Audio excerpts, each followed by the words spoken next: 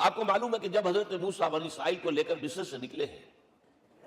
اس کے بعد مرحلہ آیا کہ اللہ تعالیٰ نے حضرت موسیٰ کو کوہ طور پر طرف فرمایا تورات عطا کرنے کے لیے۔ ان کی غیر حاضری میں ایک فتنہ کھڑا ہوا اور کچھ لوگوں نے ایک بچڑا بنا کر اس کی پرستش شروع کر دی بنی اسرائیل میں سے، سامری کا بنایا ہوا بچڑا۔ جب حضرت موسیٰ واپس آئے انہوں نے یہ دیکھا تو بہت غضبناک ہوئے، اور پھر اللہ تعالیٰ کے حکم سے فیصلہ ہوا کہ 12 قبیلوں میں سے جن لوگوں نے بھی یہ شرک کیا ہے ان کو انہی قبیلوں کے لوگ خود قتل کریں۔ کئی ہزار اسرائیلی قتل ہوئے۔ یہ بہت بڑا یوں سمجھیے کہ پرج ہوا ہے اس قوم کے اندر۔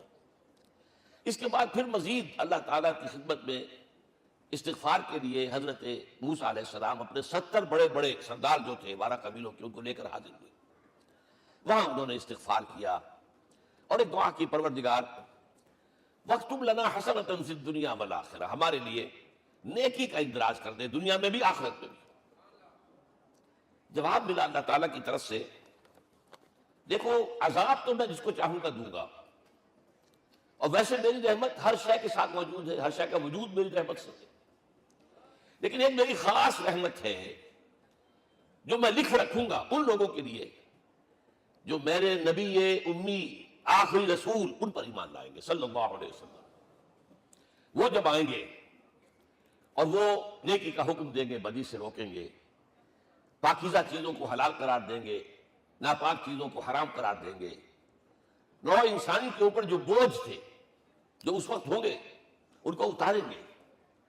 وہ جب آئیں گے تو جو لوگ فَالَّذِينَ آمَنُوا بِهِ نمبر 1، وَعَزَّرُوهُ نمبر 2، وَنَصَرُوهُ نمبر 3، وَاتَّبَعُوا النُّورَ الَّذِي أُنزِلَ مَعَهُ أُولَٰئِكَ هُمُ الْمُفْلِحُونَ۔